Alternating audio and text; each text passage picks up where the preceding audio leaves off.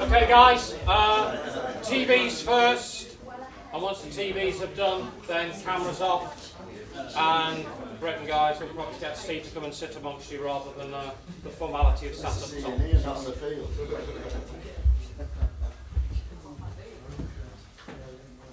Well, ahead of this game of Wembley, so much attention on Derby County and head coach Steve McClaren. Thank you very much.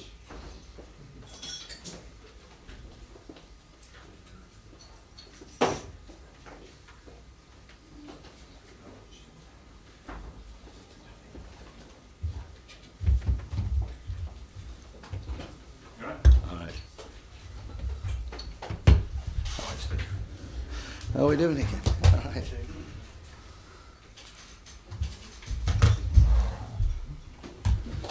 It's got on the field ahead of you today. It's on the field.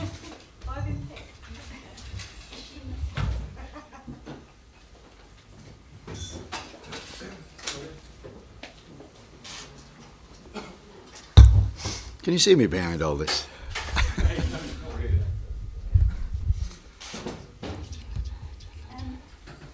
Obviously a huge game coming up, but on the training pitch this morning, everyone looking very relaxed, having a good time. Underneath it all though, are you sensing a lot of tension there, nerves? Yeah, we're trying to be like the swan on the river, aren't we? Looking calm on top and underneath, paddling like hell.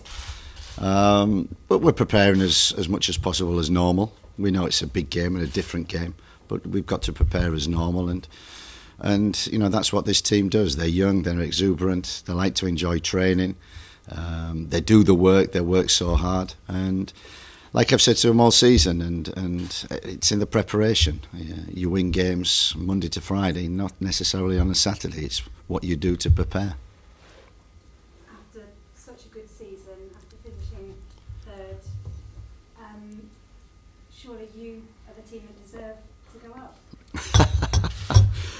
Yeah, it's football. You don't always get what you deserve, and we're just, pleased for the club, for the likes of Sam Rush, for the supporters, for the city as a whole. That we've kind of developed very quickly, got into the playoffs, and finished the season in third with record points, top goal scorers. And so when you look at it, I agree with what people say. Leicester and Burnley, they were the top two teams in the division, and it's good to see that ourselves and QPR have finished third and fourth, have made it to the final, and you could say we both deserve to be there. And what happens on Saturday is we'll see how the cards fall. Obviously, QPR, you started this season off that. It's funny how it comes full circle. Yeah. Who you are the last game this season. I mean, it's a great story, isn't it? It's a great story for the media, and it's kind of a fairy tale ending to the season, starting there and then ending up at Wembley as our opponents. And it'd be great to see Harry and the staff and the players again. I had 3 great months there. They were fantastic to me, and they were fantastic for me at that time. But I always had one eye on getting back into management, and once this opportunity came, I didn't have to drive here. I would have walked here. Have you spoke to Harry this week? We've left messages. I tried to see him after the game against Wigan, but it was chaos around the dressing room area. But I've spoken to the staff, and I saw some of the players before, and it was good to see them. And we said we'll have a cup of tea together at Wembley before the game, and a big hug at the end, no matter what happens. Irony not lost on both of you then, that this situation has come around, so you're facing each other at Wembley. Yeah, I said 6-7 months ago I would have never dreamed of that, and especially our first game at Loftus Road, where the team had no belief really, but that belief has grown. And once the season went on, and especially as we won the game here 1-0, I felt the belief in the team. That was the hurdle we needed to get over. We've taken that on, and as we got into the playoffs and the season came to an end, you did kind of look at the game. You did kind of look at QPR as the final opponents, especially when we avoided each other in the semi-final. What are your thoughts about going can't wait. I was there for the cup final and walked out, and what a fantastic atmosphere. I forgot what it was like. But I've been back for other games, England games, cup finals, and even Champions League finals. So I know what the atmosphere is all about, not just from the stands, but also from the touchline. And I look forward to going back. I've said to the players, I said, you're going to love Wembley. I went on Saturday, and you're going to love it, and you're going to love the occasion. But we'll only love it at the end if we go through. All that, the players are going to love Wembley. They're going to love, the excitement of it all.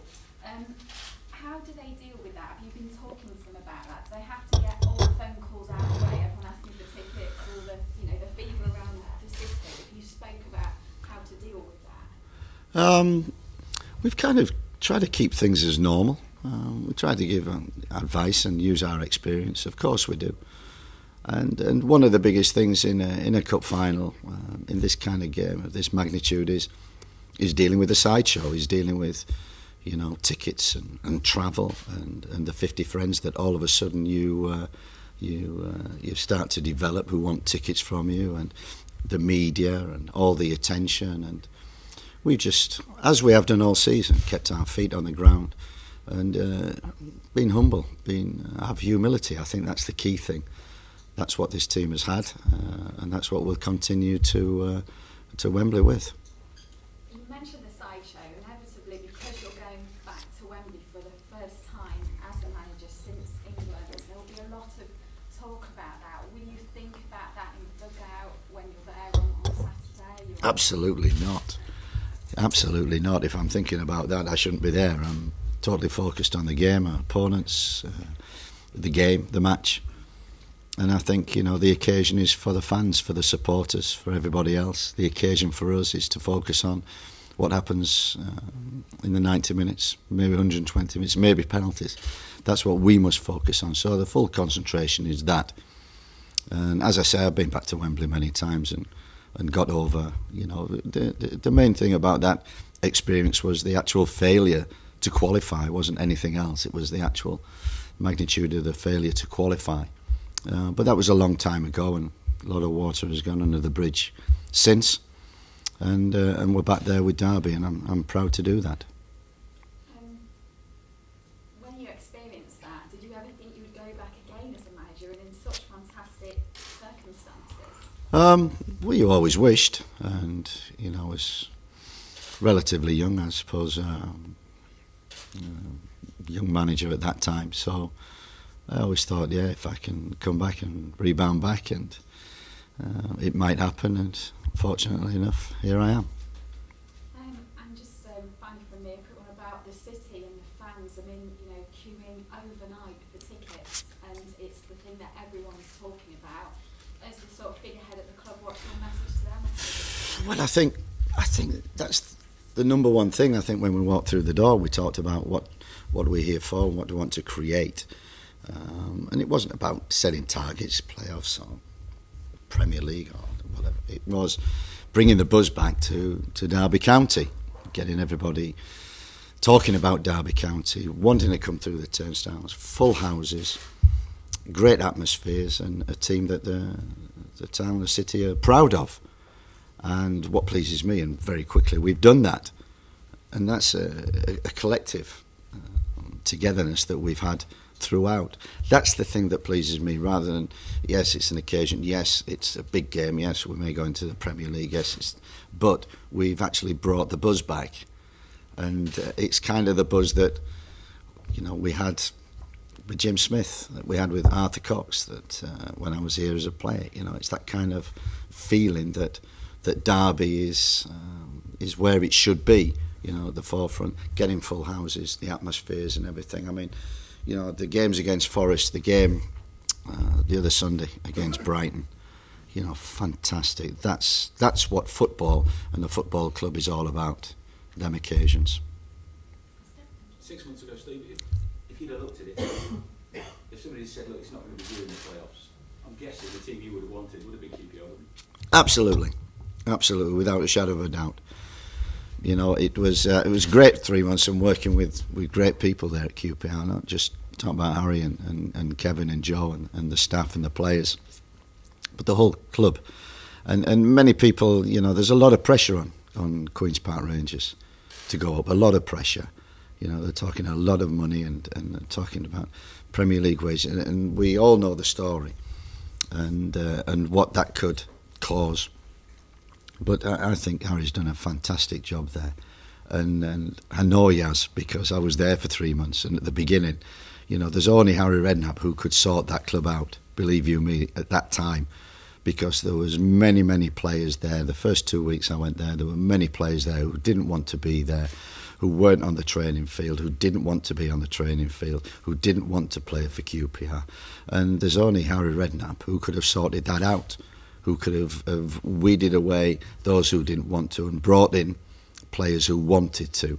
And what he's created, and he created very quickly, and we found out on the training field, he created a squad that has been able to challenge to go back into the Premier League, and now he's one game away. So for me, when you say, well, has he done this? He's done a fantastic job there, himself and the staff.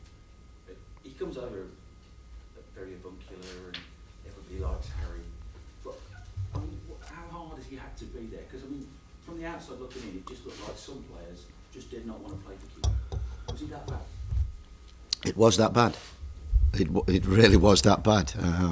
You know, I went in and, you know, I remember saying after a week, I said, Harry, you've got a hell of a job on here, you know, to turn it around and to get the feeling back and to get that togetherness back and the spirit back. And I've got to say, within 4 to 6 weeks, and many players left, players who didn't want to be there. And I think the key thing was he had zero tolerance for them. And the club were also very supportive in that, zero tolerance. And what he got was players who wanted to play for QPR, who wanted to get back into the Premier League. And probably 2 months of hard work, you could see then that they'd got a squad and they'd got the spirit. And that has continued all the way through the season. If there's one man you probably don't want to face, is it Harry? No, not necessarily. You know, I'd have had also trepidations with Uwe Rosler, who's done a great job at Wigan. So it didn't really matter in the other semi-final. It only matters what's happening here. And obviously there's a great story behind it all. It's great for you media, and it'd be great to go head-to-head against Harry on Saturday. People band around loads of figures, but for this club, should you win, what's it worth? What is it worth to get over that line in the... I haven't got a clue, and I know Sam's behind us, and Sam could probably step up here and give you that answer, but I really haven't got a clue. It's all, we're trying to cocoon ourselves away from everything and just focus on football. And what it will mean football-wise will be Premier League football, again for this club, which it deserves. It's got that history tradition, but also for the squad of players who, from day one, that myself, Paul Simpson, Eric Steele, came through that door as a team. The players have adapted, took to us, took on board everything and delivered on the field. And the thing why we're doing it is for the players, the squad. I want that squad playing in the Premier League. That's why we're doing it.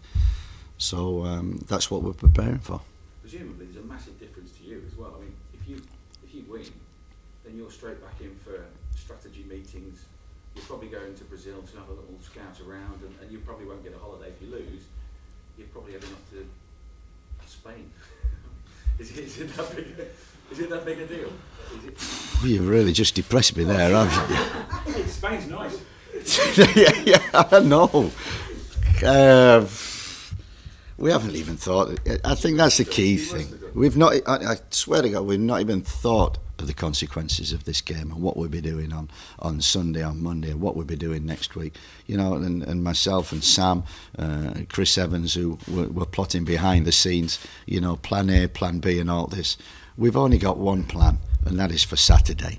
And you know, believe you me, I mean, we've got enough experience within the club and around that whatever happens, we'll be able to deal with. Whether it's good news and we're heading off where you say to Brazil and looking, or whether it's bad news and we're on holiday to Spain, we'll be able to deal with it.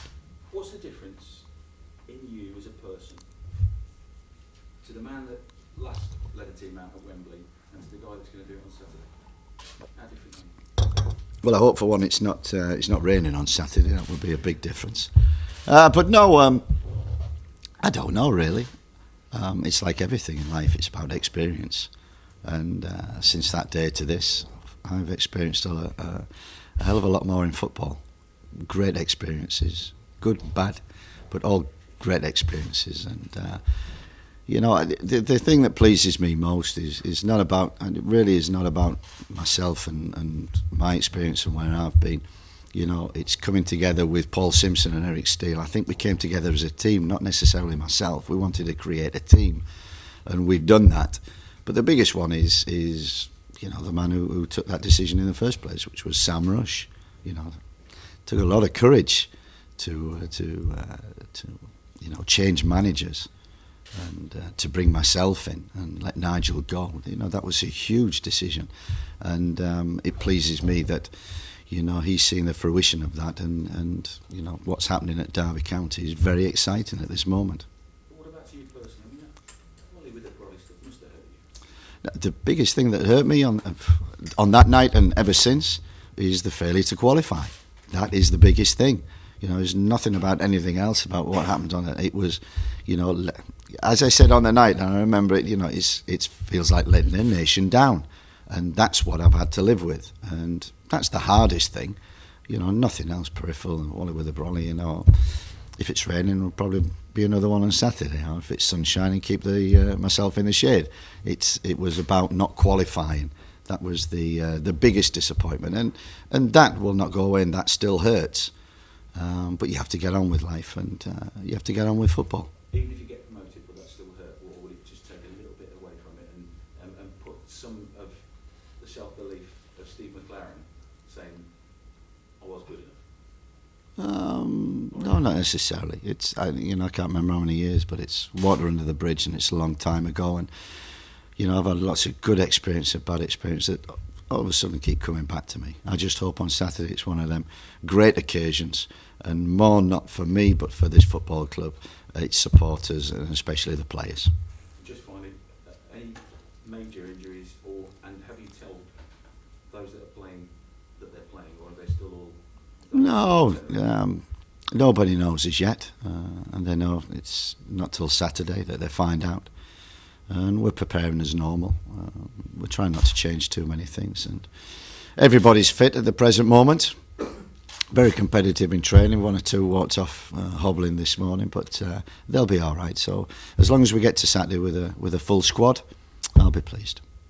Good luck. Thank you. Have you had to rein them in a bit this week, Steve? Sorry? Have you had to rein the lads in a bit this week with the interviews? Last week was more difficult. It was kind of a dead week. I was getting through that, and this week from Monday we've focused. I'll try to refocus the players, and no, I think as a squad and people who saw us training this morning, they enjoy training. They work hard, but they enjoy training. They're a great bunch of lads to work with, and that's what pleases me the most. And what pleases me the most is that the squad and the players have an opportunity to make history on Saturday. Have they already shown you that games such as that first one that you watched in the stands against Ipswich, have they already shown you they've got the bottle for it when it comes to it? Well, we keep throwing tests in front of them and challenges in front of them, and and the first game against QPR, we lost that game. We didn't really have any belief, and I thought, well, they've got a lot of work to do. And the second game here, they won 1-0, and they kind of got over a big hurdle there. Someone said that we'd not beat a top 6 team, and we beat QPR that night. And we kind of got over a hurdle, and the belief I could see in the players shoot up. And then there's been big challenges, and the Nottingham Forest game here was what I call the game that I would like to see more often, every week if possible, here at the iPro Stadium. Absolutely fantastic atmosphere and huge pressure on the players, and they responded, same as they did with the Brighton game in the second leg. We weren't very good in the first. They knew that, and they didn't handle the first one very well. The second one they handled perfectly, and it was a perfect game for the players. So this is another one, a bigger one, another jump, another hurdle, and who knows if they'll pass it. We'll know on Saturday evening. Lastly, where does this compare to the other massive games you've had in the career? At the time they're all as big as the last one, and if not bigger. But you know, we've enough experience, and it's going to be a great occasion, and at Wembley, fantastic atmosphere, and yeah, we'll see. Steve, in your coaching career, you've won league titles, you've been to cup finals. This is your first experience of a playoff final. Does it feel different?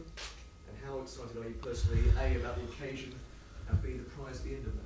No, I think all along we've treated this as like a cup games. We've had to play 46 games to get to the semi-final, which is a hell of a lot longer than we did with the Carling Cup or Europa League.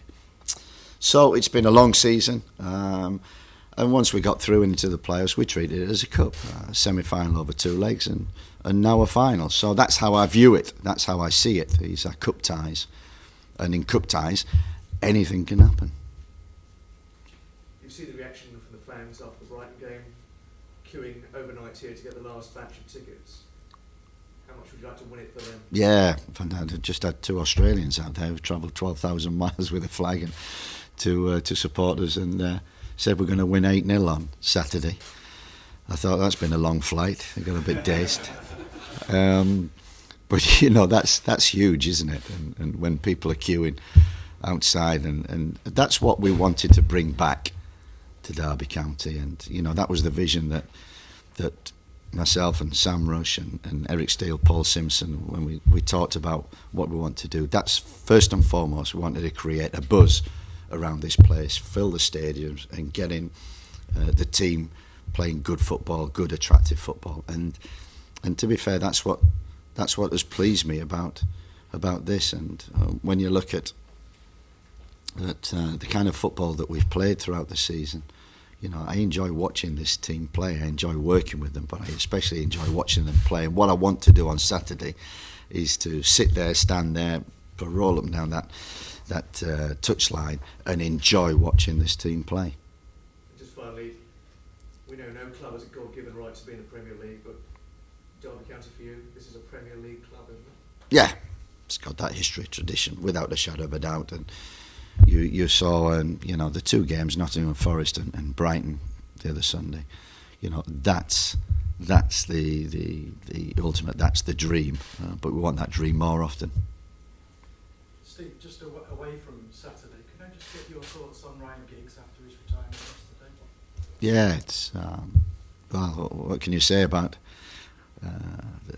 Ryan's playing career has been unbelievable. 1 club, that many games, that many trophies, and an inspiration on and off the field to Manchester United, and now moving into that coaching role. And I'm sure he knows now what the difference is between, we always just say, stick to play as long as you possibly can, and he's done that, and now he's moved to the other side. Got a little taste, and I wish him well, and I'm positive that he'll do very well in his coaching and his managing eventually. The treble-winning season, you know, you thought he was at his peak. Do you think he'd still have 15 years left in him after that? Absolutely not.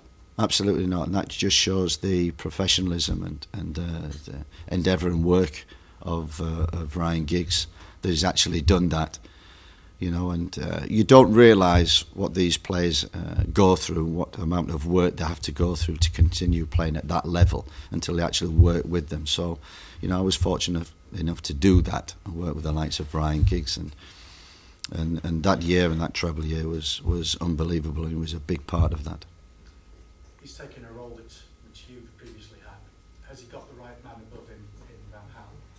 Yeah, I've spoke about him before. Interesting character, and come across him many times. And yeah, I'm sure Ryan, if any, you know, we want to learn from anybody, Van Gaal is a top one to do that with. Thank you. Okay, guys, thank you. Cameras off now, please. English accent, you know. I thought you was putting on an English accent. Make sure you get it.